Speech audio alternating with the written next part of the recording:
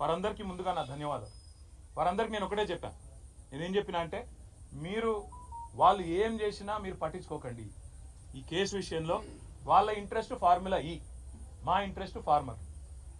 ఆయన interest formula, మా interest farmer. మేము రైతు భరోసా గురించే మాట్లాడతాం. నువ్వు డైవర్షన్ కోసం ఏం చేస్తున్నావు మాకు తెలుసు. నీకు తెలిసిందే కాదు ఒకటి, డిస్ట్రాక్షను, డిస్ట్రాక్షను, డిసెప్షన్. ఈ మూడే తెలుసు నీకు. Distraction, distraction, deception. విధ్వంసము, అటెన్షన్ డైవర్షను, మోసం. ఇది కాంగ్రెస్ నైజం. అందుకే నేను అనేది ఇవాళ రైతులు 70 లక్షల మంది రైతులు ఎదురు చూస్తా ఉన్నారు. మాకు ఎప్పుడు వస్తుంది రైతు భరోసా? కేసీఆర్ సార్ 12 సార్లు ఇచ్చిండు, చిట్టినాయుడు గారు ఒక్కసారి కూడా ఇవ్వలేదు. ఈసారన్నా ఇస్తాడా, మాట నిలుపుకుంటాడా సంవత్సరం తర్వాతనన్నా అని తెలంగాణ రైతులు ఇవాళ కళ్ళు కాయలు కాసాడు చూస్తున్నారు. వాళ్లకు న్యాయం చేయడానికి కొట్లాడమని చెప్పి మా నాయకులందరికీ చెప్పిన. నా గురించి మర్చిపోండి, న్యాయ పోరాటం నేను చేస్తా, నేను తప్పు చేయలేదు, ఆయన నన్ను చేయలేడు.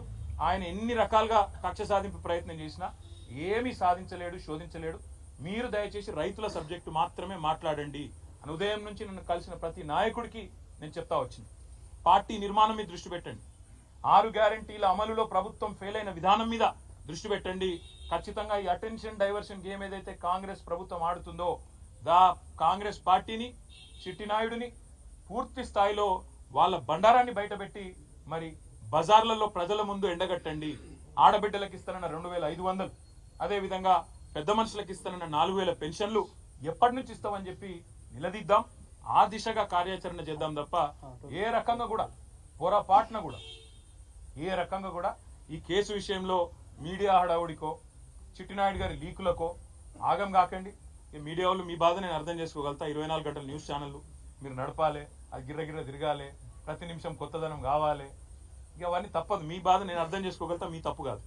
కాకపోతే నేను మీతో ప్రార్థించేది కూడా దయచేసి ఈ కేసు విషయంలో చూపెట్టే ఇంట్రెస్ట్ ఆ రైతుల బాధ కూడా చూపెట్టండి.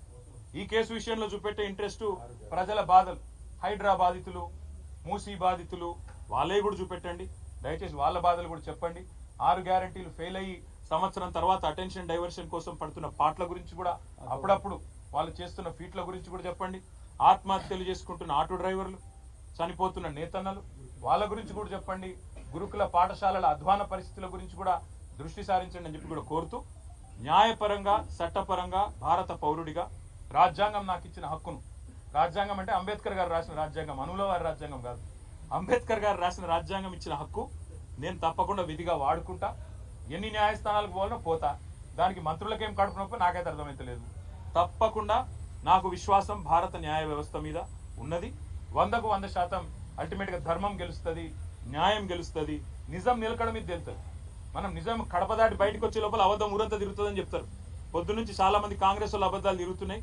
దయచేసి మీరు నిజం చెప్పడం, మీరు కూడా నిజం చూపెట్టడం స్టార్ట్ చేయాలని చెప్పి కూడా కోరుతూ, మీ అందరికి కూడా పొద్దున్న నుంచి చాలా ఓపిక ఇక్కడ ఉన్నందుకు మీ అందరికి కూడా ధన్యవాదాలు.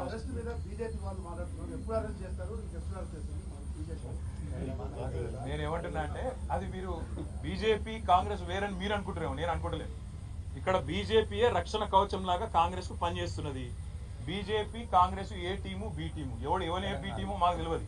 కానీ ఇవాళ మొత్తం ఇట్లా అలుముకొని ఒకరినొకరు మంచిగా పెనవేసుకున్న బంధంతో కలిసి పనిచేస్తున్నారు. ఆయన కేసు పెడతాడు, ఇక్కడికి కాకిరి బీకిరిలో వీళ్ళు స్టార్ట్ చేస్తారు. ఇవన్నీ మాకు కొత్త కాదు. ఇవన్నీ గతంలో కూడా చూసినాం, భవిష్యత్తులో కూడా చూస్తాం. ఇద్దరిని గతంలో చిత్తు చేసి 2 సార్లు అధికారంలోకి వచ్చినాం.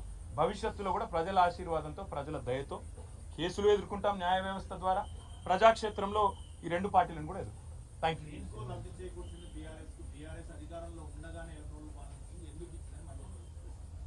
ఏ మంత్రి? బాంబులేటి గారా? బాంబులేటి గారు వారికి ఒకటి చెప్తా ఉన్నా నేను. ఎలక్టరల్ బాండ్స్ విషయంలో పాపం శ్రీనన్న ఆనాడు మా పార్టీలో ఉన్నట్టున్నాడు. ఎలక్టరల్ బాండ్స్ విషయంలో పొంగులేటి శ్రీనివాసరెడ్డి గారికి నేను ఒక సూటి ప్రశ్న అడుగుతున్నా. మొన్న మీరు మెగా కృష్ణారెడ్డి ఇద్దరు కలిసి కొడంగల్ లిఫ్ట్ ఇరిగేషన్ ప్రాజెక్టు 4600 కోట్ల ప్రాజెక్టు కేకు కోసుకున్నట్టు ఇద్దరు చెరో ప్యాకేజ్ పంచుకున్నారు.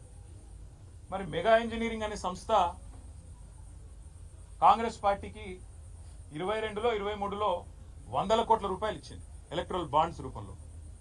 మరి వాళ్ళ నేనంటే ఇది క్విట్ ప్రో కో. మెగా డబ్బులు ఇచ్చింది, అందుకే రేవంత్ రెడ్డి కొడంగల్ లిఫ్ట్ ఇరిగేషన్ ఇచ్చిండు, మీరు కూడా డబ్బులు ఇచ్చిండ్రు. కాబట్టి రాఘవ ఇంజనీరింగ్ కూడా ఆయన పనిచ్చిండు అంటే మీకు సమ్మతమేనా? నంబర్ 1. నంబర్ 2, గ్రీన్ కో అనే సంస్థ ద్వారా ఎలక్టరల్ బాండ్స్ అందుకోని పార్టీ, రాజకీయ పార్టీ తెలంగాణలో ఏదైనా ఉందా? ఒక బీఆర్ఎస్కే ఇచ్చిండ్రా? కాంగ్రెస్కి ఇయ్యలే, బీజేపీకి ఇయ్యలే, టీడీపీకి ఇయ్యలే, వైసీపీకి ఇయ్యలే, మరి అందరికి ఇచ్చిండ్రు కదా, మా మీద ఏడుపెందుకు? ఇంకోటి నేను అడిగేది, క్విడ్ ప్రోకో అంటే ఏంటంటే అసలు ఆ మాటకు అర్థం తెలుసు ఆయనకు?